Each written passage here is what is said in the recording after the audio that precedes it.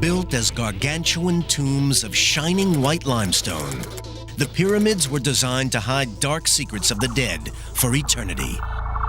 For thousands of years, they have prompted fantastic myths and legends, as well as real and baffling scientific riddles. How were these mausoleums constructed, hundreds of feet high, true to within inches? Why was a nation devoted to housing its dead? Who were the men who hauled billions of tons of stone? Now, science is beating down the pyramids' defenses, shattering ancient myths, and revealing the truth.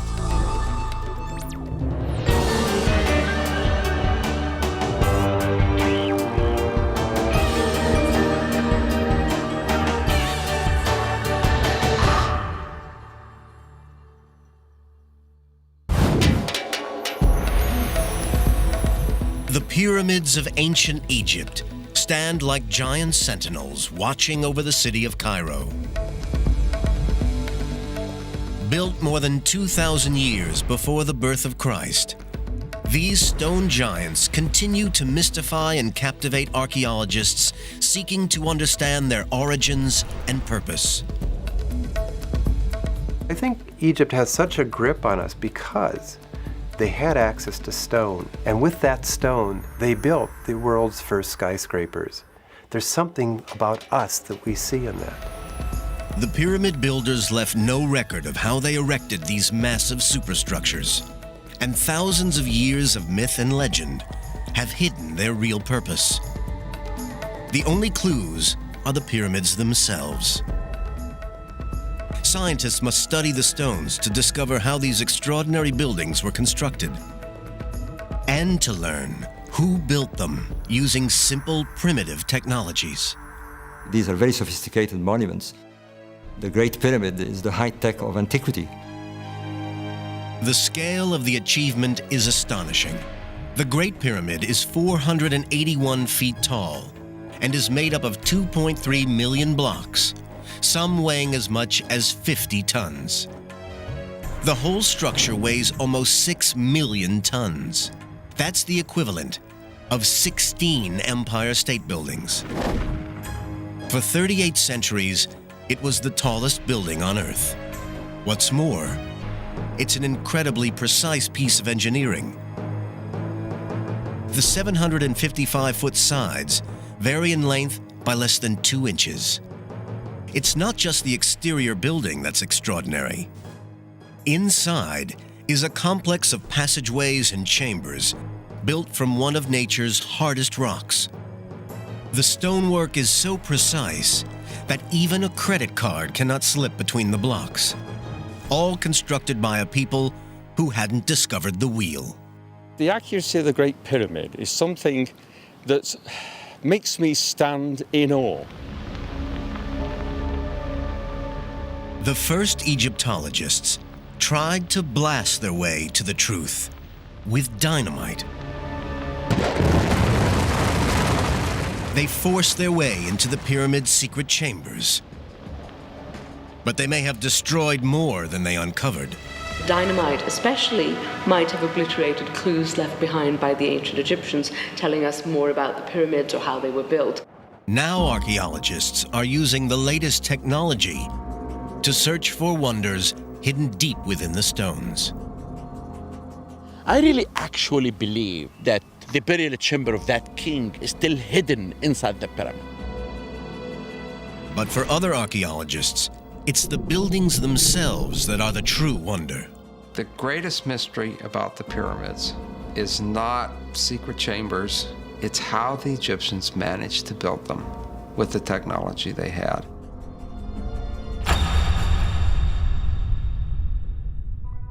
The ancient Egyptians didn't master pyramid building in one leap. It took long years of trial and error, and one near disaster for them to evolve from building simple mud constructions to the Great Pyramid at Giza. The first pyramids were built on the west bank of the River Nile around 2600 BCE. The earliest design was the Step Pyramid at Saqqara, possibly the oldest stone building on Earth. Rising 204 feet from the desert sands, this was a breakthrough in the history of construction. It didn't have smooth sloping sides, but instead rose in a series of levels or steps. The first flat-sided true pyramids were built 60 years later by the pharaoh Snefru. His son Khufu built the Great Pyramid, the first and largest of the 3 pyramids at Giza. And then, a series of smaller, highly decorated pyramids were built at Saqqara. How the Egyptians built these giant superstructures using the simple technology of the time is an ancient mystery. The first challenge was to survey the site and mark out the pyramid in the correct alignment. They chose the site with care to ensure that the bedrock was capable of supporting many millions of tons of limestone. The ancient architects then marked out the building so that each side was aligned to the points of the compass: north, south, east, and west. Today, we would use digital compasses and laser sighting equipment, but the ancient Egyptians had none of this technology. Instead, some experts think they looked to the skies. By observing where the polar stars rise and set, it's possible to calculate true north. First, the architects built a semicircular wall to act as a flat horizon. On this wall, they could mark the rising and setting points of a particular star as it rotated around north in the night sky. A line drawn exactly midway between these marks would point due north.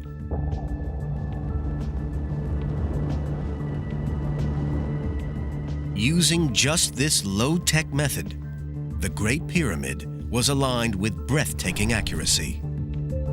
It is off true north by less than 1/20th of a degree. Engineer and pyramid writer Robert Bauval has aligned modern buildings himself. He is astounded by the accuracy achieved by the ancient Egyptians. It beats me how they did it.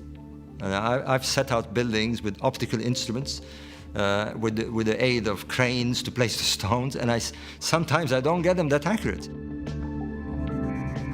Having calculated due north, the architects plotted out an alignment line that forms one side of the pyramid's footprint. They then marked out the remaining 3 sides using measuring rods and cords. With the plan of the pyramid now set, the engineers then carved a level base out of the bedrock to support the giant structure. A perfectly horizontal foundation was needed for a precise and stable pyramid. British engineer Dennis Stocks is an expert in ancient Egyptian construction techniques. His work has unraveled many of the mysteries of pyramid building. Modern foundations are leveled with lasers and spirit levels. Stocks believes that the Egyptians used water. In order to get the pyramid base nice and flat and level, the ancient Egyptians used a channel. It's like this one here, only it would stretch all the way along 755 feet, the whole side of the pyramid. And then they would put some water in, and it would act as a kind of spirit level. All he has to do is follow the line of the water along it, and then he can be sure that the pyramid base will be truly level and truly horizontal. Stocks believes that such a water trench could have been built on a massive scale along the whole edge of the pyramid. In this way, the engineers could ensure the whole base was level. But to check that all 2.3 million blocks were kept level as the pyramid grew upwards, the Egyptians used another ingenious device. The tool I'm using is made of wood, and it's called the A-frame. All it is 2 pieces of wood joined together at 90 degrees at the top with a crossbar and a hanging plumb line. To calibrate it for use, It is placed on a flat surface of water, and then a line, which you can see there, is marked right behind the hanging plumb line, so that you know when you test it on a surface and the hanging plumb line coincides with the mark, we know that it is showing a truly horizontal flat surface. With the design laid out and the site level, construction could now begin. For this, the Egyptians needed stone, millions of tons of stone. But how did they quarry such incredible amounts without the aid of dynamite, jackhammers, or even iron tools? During the ancient Egyptian Old Kingdom, 18 major pyramids were completed in a 500-year period.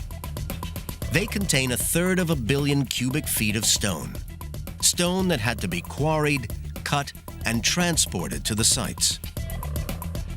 Even for modern engineering companies with modern technology, this would be a daunting task. Yet the ancient Egyptians managed it with the most rudimentary tools. Dennis Stocks is traveling to Tura near Cairo, where much of the high-quality limestone used in the pyramids was quarried. He believes the Egyptians cut this stone using a soft metal, copper. Stocks has built replica copper chisels based on ancient artifacts found in Egypt. By using those, I feel that I am as close as I can get within the mind of ancient Egyptian workers and how they felt. But copper is a soft, malleable metal which bends and blunts easily. How can it be used to cut limestone? Now, the tools that I have in my hand at the moment are the first ones that the ancient craftsmen would use. And this one is a mallet, which is used to strike this copper tool, which is shaped into a chisel. And in order to do this, you lay the chisel against the stone at an angle, position the mallet, and then strike. Quite hard blows, and you will see big chips of stone coming away. That's all right for rough working, but we have another copper chisel which can be used for more finer working in order to get much less stone off at a time, but will bring the surface closer towards the surface which is totally flat. Stocks' research shows that it's possible to carve limestone blocks using soft copper chisels. And it turns out that the Egyptians were the unwitting recipients of some good fortune. Detailed chemical analysis of ancient tools shows that Egyptian copper wasn't pure. It contained small traces of arsenic. By a lucky chance, this impurity holds the copper crystals together and actually makes this copper tougher than its pure form. This fluke of chemistry helped the Egyptian stonemasons quarry most of the 2.3 million limestone blocks in the Great Pyramid. The pyramids are mostly made of the relatively soft rock limestone. But the Egyptians also used a much tougher kind of stone, granite. They used this hard, beautifully colored stone for the most important sections of the design, such as the King's Chamber within the Great Pyramid. And copper chisels have absolutely no effect on this rock. Sophisticated modern quarrying tools can cut through granite, but the Egyptians had not even learned how to forge iron. Generations of archaeologists could not solve the puzzle of exactly how they cut these 50-ton granite blocks. But now, experimental archaeology is beginning to explain this technological mystery. Dennis Stocks thinks he has the answer. He believes the Egyptians did use copper saws, and not just ordinary saws. They didn't even have teeth. This material here is very hard granite, and to cut this you need a special tool, and this is a copper saw, but it's toothless, it's got no teeth at all. And you say, well, what's going to do the cutting? Well, it's sand, but it's the quartz crystals within the sand which embed themselves into the softer copper. And because the saw's dragging those crystals backward and forth within the slot, that actually does the cutting. And slowly, bit by bit, the stone is cut right the way through. Quartz crystals in the sand are so hard that they gradually grind through the solid granite. But using these saws, the ancient Egyptians could only have cut granite at a rate of 2 cubic inches an hour. It still would have taken 4 months to carve out the sarcophagus inside the Great Pyramid. With soft copper and a cutting edge provided by arsenic and sand, the Egyptians cut vast quantities of rock. They had to then assemble these blocks into a monument that could stand the test of time.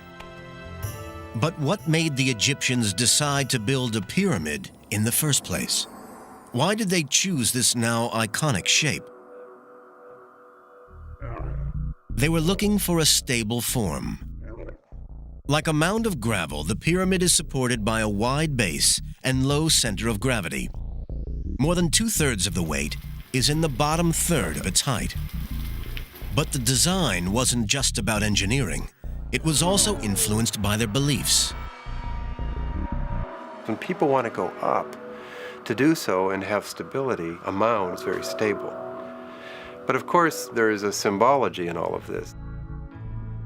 There may be several mystical influences behind the pyramid shape.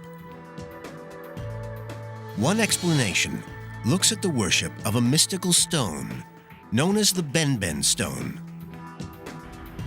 Nobody knows where this legendary stone originated. Some think it was a meteorite. It has long since vanished, but the pyramidions, or capstones, that form the very top of the pyramids are modeled on the original pyramid-shaped Benben stone. Could this be the reason why pyramids are built in their distinctive form? But with the sun playing such a key role in Egyptian religion at the time, there is another possibility. Maybe the sun itself was the key. The pyramid can be seen as a stone representation of a sun ray coming down from the heavens. When the sun emerges from behind clouds, the beam created can sometimes resemble a pyramid.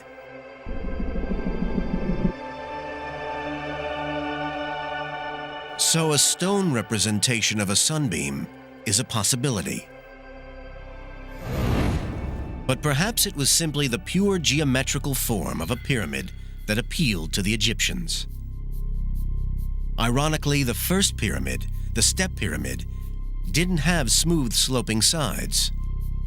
It rose in 6 separate layers.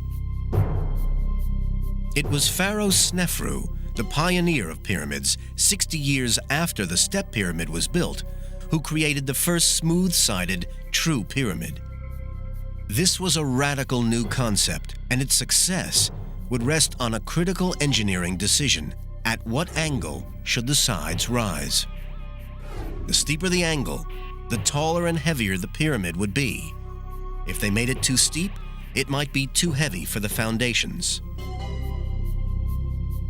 Snefru's architects settled on an angle of 55 degrees. At first, things went well, but halfway through construction, cracks began to appear in the pyramid's internal chambers. According to a survey by Italian archaeologists Maraggiolio and Rinaldi, the pyramid is built on soft, slaty clay. Only the edges rest on a solid stone foundation. As the pyramid rose, this soft core sank under the weight. The architects had to come up with an answer, or the pyramid might collapse. Construction stopped. Eventually, their dramatic solution changed the whole direction of the build. The architects decreased the angle of slope from 55 degrees to 43 degrees. This reduced the height of the pyramid by 100 feet and the weight by more than 400,000 tons. The engineer's mistake probably angered the pharaoh, but their solution was a success. 4,500 years later, the bent pyramid, as it's now known, still stands, though with its slightly unusual shape. Major pyramids would never again be built at such a steep angle. For his next pyramid, Snefru's architects were understandably cautious. They built the Red Pyramid at just 45 degrees. It has the shallowest angle of any of the Egyptian pyramids, and it's still standing. It's the oldest true smooth-sided pyramid in Egypt today. After this success, the architects grew more confident. They now built steeper and steeper, culminating in the angle of the Great Pyramid. Its sides climb at an angle of slightly less than 52 degrees, rising to a summit of 480 feet. But how did they manage to maneuver 2.5-ton blocks to such an incredible height without the crane or the block and tackle? It was a challenge to the ancient Egyptians, and still remains a mystery to modern archaeologists. Egyptologist Mark Lehner has spent 30 years studying the pyramids hands-on. My approach to the question was, where are the quarries? What kind of a ramp can you get from the quarry to the pyramid in a functional slope? Lehner and almost all Egyptologists believe that some kind of ramp was used to raise the stone blocks. The type of ramp remains a mystery. Did they approach the pyramid straight on? Zigzag up one side? Or spiral around it? It's not a problem that's been totally solved, and I've given my suggestions. I've tried to base them in the landscape, but a lot of it is still inference. Because the ramps were dismantled once the pyramid was complete, only fragments of evidence are available to archaeologists. But it was ramps and sheer muscle power that allowed millions of blocks to reach the summit. Once in position, the builders faced a new task. The blocks had to be fitted together. Surprisingly, in such a precise build, a large proportion of the internal stones were just roughly finished. The gaps between them were filled with rubble and gypsum mortar. In between the blocks were stuffed lots of limestone chippings mixed with a huge dollops of mortar. And it sets just like modern concrete. But every stone that would be visible when the build was completed was placed with amazing precision. In the Great Pyramid, the blocks of the burial chamber fit precisely. The sides of these blocks had to be almost perfectly flat to make these astonishing joins. This precision engineering was achieved using the most rudimentary of tools. Yes, we'll use this rods and string tool in order to find out whether the surface is truly flat. And by using a third rod, which is the same length as the other two rods joined by the string, which is now pulled very taut, we can see if it just slips under. Now, we've got a bit of a high spot there. Now, in ancient times, they would mark that simply by putting some red ochre on, just to remind the workers where to go to, and check along the length of the string.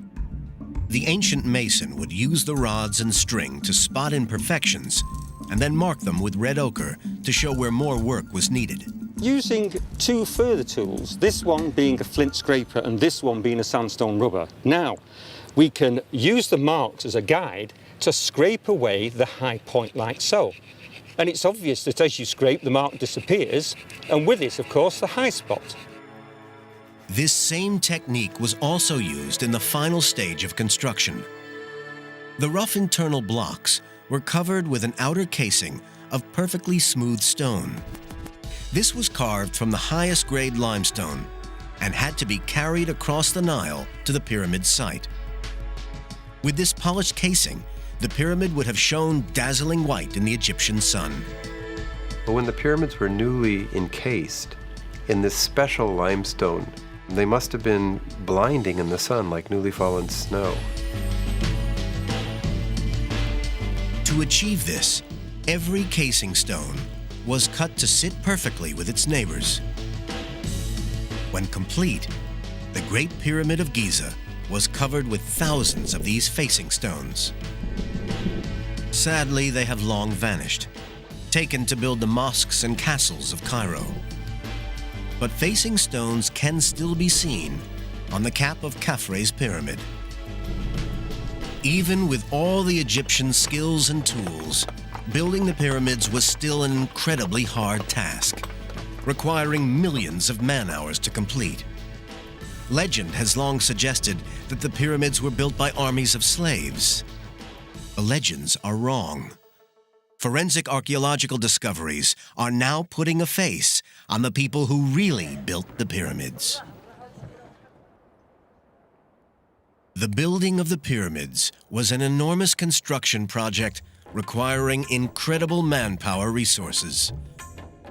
Ancient histories tell of 100,000 men laboring on the Great Pyramid for 20 years.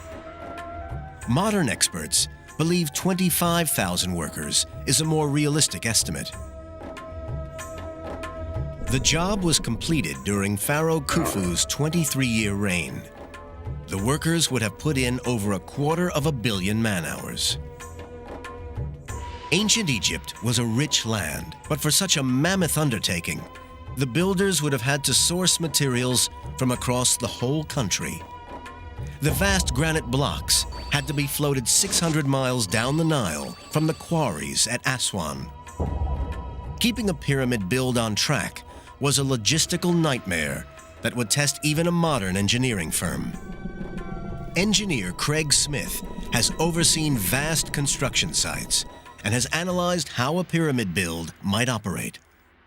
You don't have cell phones, you don't have pagers, you don't have laptop computers, you have millions of pieces of material that have to arrive at the right point in time. Egyptian communications depended upon papyrus and foot messengers. Yet they kept track of thousands of workers and countless millions of pieces of raw material. A present-day pyramid builder would have all the benefits of modern technology available to them. Where the Egyptians probably relied on the stars to align the pyramids, we would use lasers. Where the Egyptians used simple ramps, we would use giant tower cranes to raise the blocks. Today, motorized vehicles would transport building materials to the site. All the Egyptians had was muscle power and slow-moving boats. Craig Smith has calculated the cost of building a Great Pyramid in today's money. If you did it with limestone, it'd be about $4 billion and would take about 4 years. That's considerably less than the 23 years it's estimated it took to build the Great Pyramid. But we should not underestimate the scale of their achievement. The ancient Egyptian craftsmen would have had to place a block every 2 minutes, 270 blocks every single day for 23 years. And on top of its sheer scale, the pyramid was built to last for all eternity. We haven't built anything of that scale in recent times that probably has any likelihood of lasting 4,500 years. The Great Pyramid alone was a triumph of human ingenuity. But amazingly, the Egyptians built another 17 major pyramids. This pyramid building epic spanned 5 centuries and was perhaps the greatest construction project of all time. These pyramids are known by the names of the pharaohs who commissioned them, but the identity of the actual people who built them has long remained a mystery until now.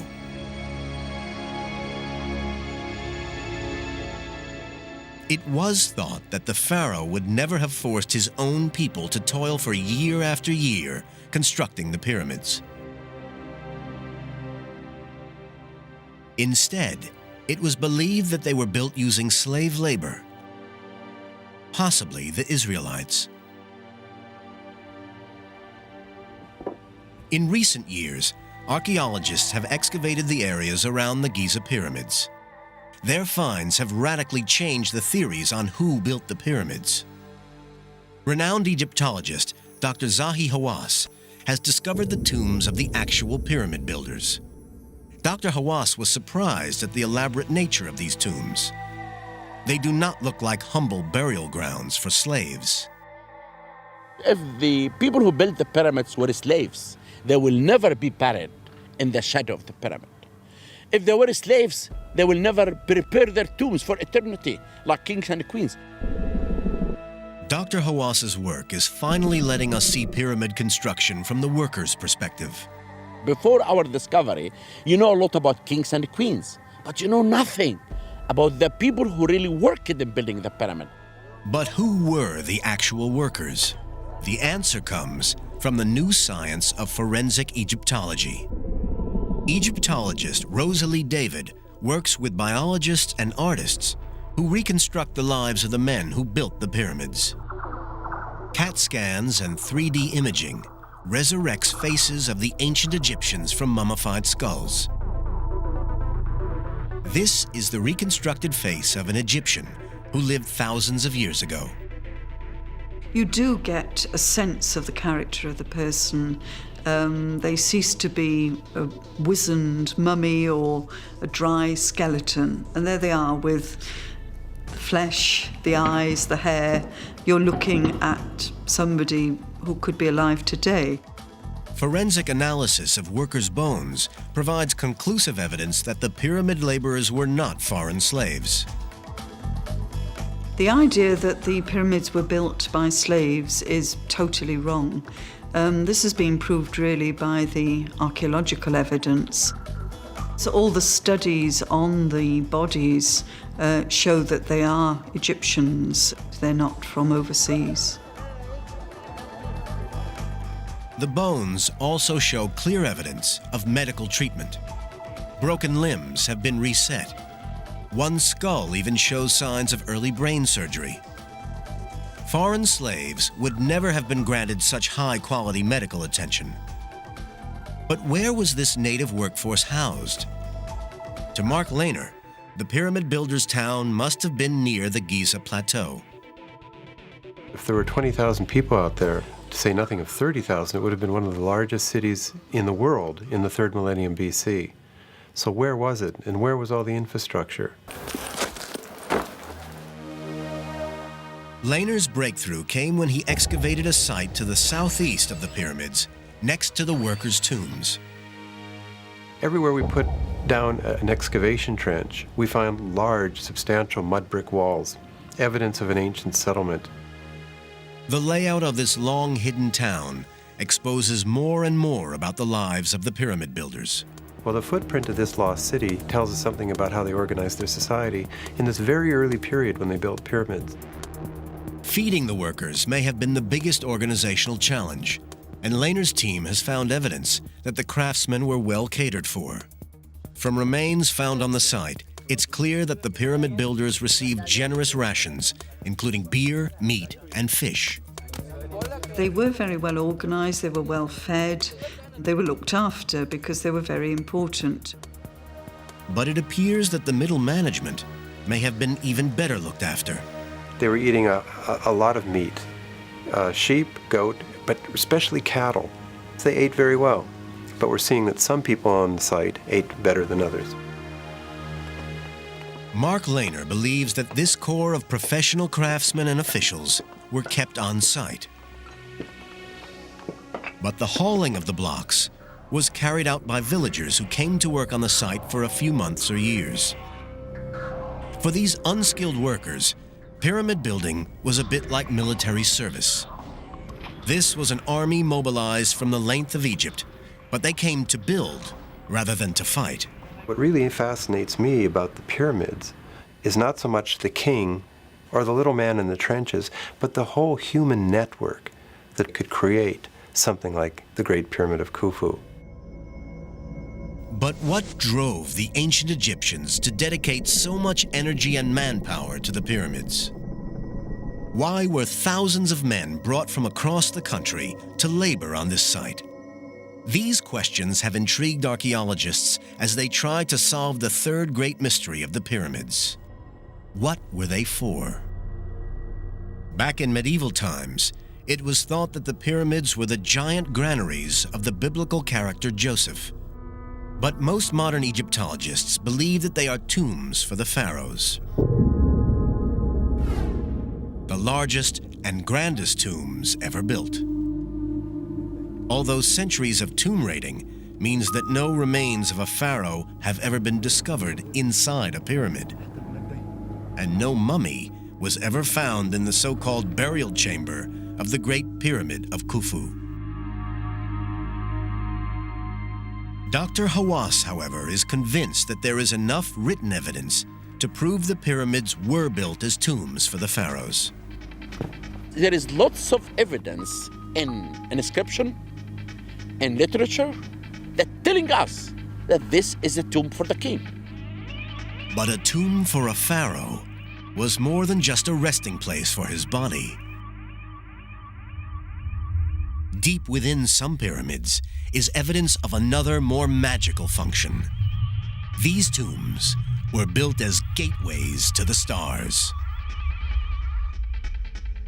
The ancient Egyptians poured resources and manpower into building the pyramids, the greatest stone monuments on the planet. It's believed that they were built as tombs, but their true importance to both the pharaoh and Egypt itself remained hidden. For centuries, these silent giants kept their secrets until a discovery made by pure chance.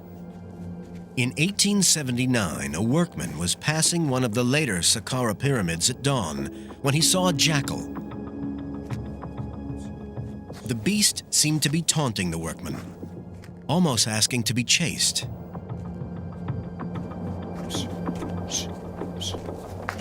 The workman then followed the animal into a hole near the pyramid. To his surprise, he found himself in a chamber. Lifting his lantern, he saw that the walls were covered with hieroglyphs. These ancient sacred writings had been hidden for thousands of years.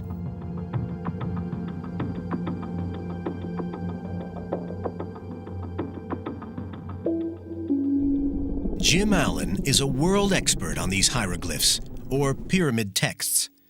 He believes they give us a unique insight into the intentions of the pyramid builders. They are the oldest religious texts known from Egypt, which makes them one of the oldest bodies of religious texts in the world. The texts revealed nothing about how the buildings were built, but they do reveal the pyramid's ultimate purpose. The pyramids were not created as simple resting places for the pharaohs. They were built as giant machines for turning men into gods. The pyramid is like a cosmic engine. It is designed to transform the dead being beneath it into a living spirit.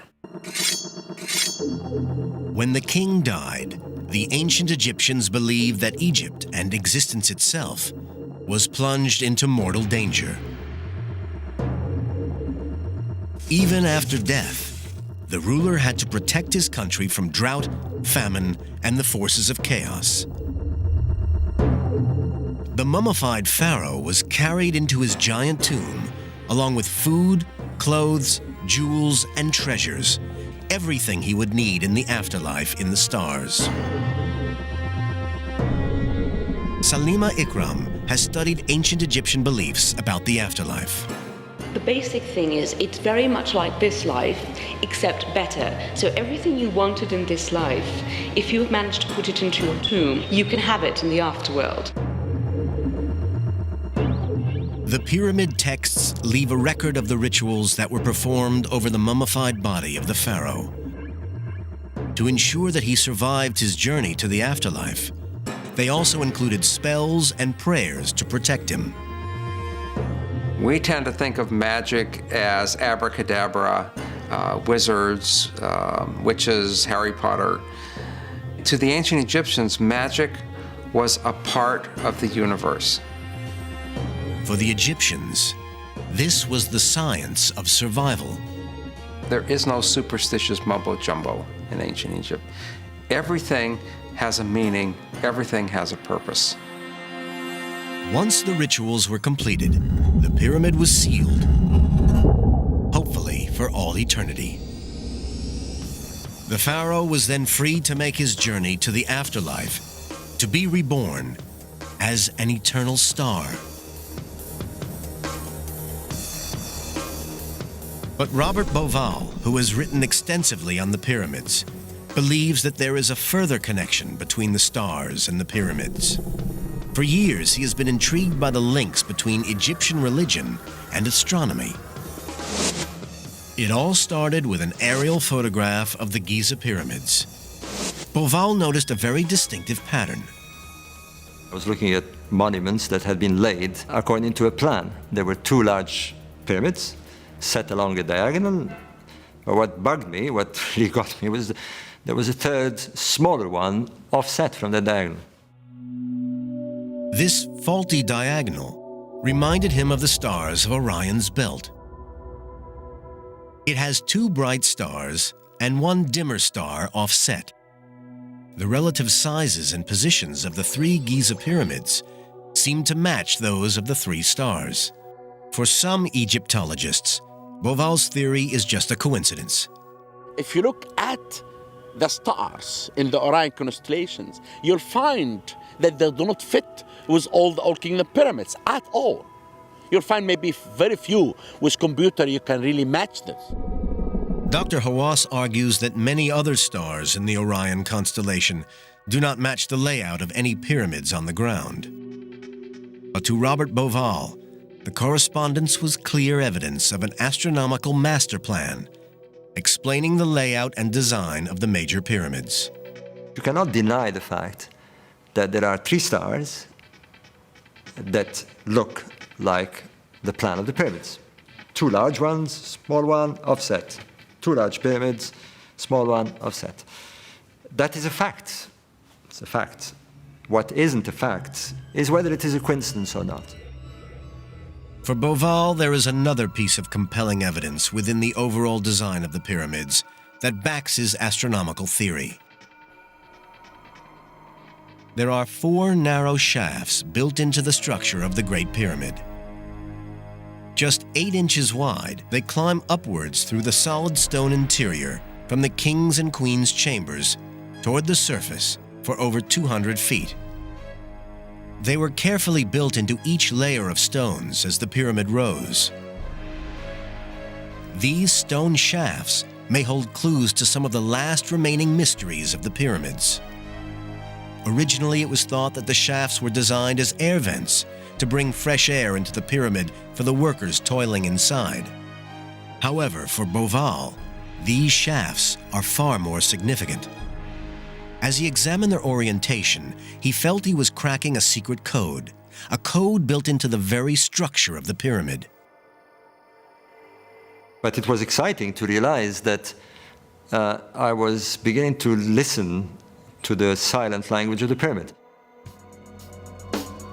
Bauval believes each of the 4 shafts running through the Great Pyramid is built to point directly toward a major star.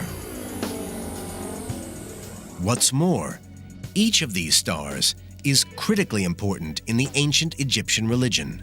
One of the southern shafts points toward Sirius, the counterpart of the goddess Isis, while the other points to Al-Nitak, one of the stars in Orion's belt. This constellation was the heavenly equivalent of Osiris, the Egyptian god of death and resurrection.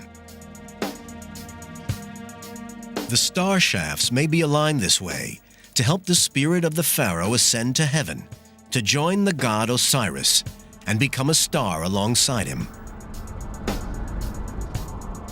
For Bauval, this realization was like solving an ancient riddle. So we have a kind of language, if you like. I call it astroglyphics. The pyramid speaks through its architecture and through its symbolic astronomy.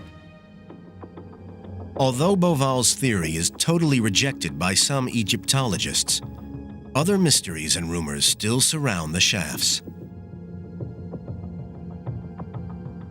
Dr. Hawass believes that they may lead to unseen treasure within the pyramid's core. If I'm right, this will be the most important discovery in Egypt and in the world.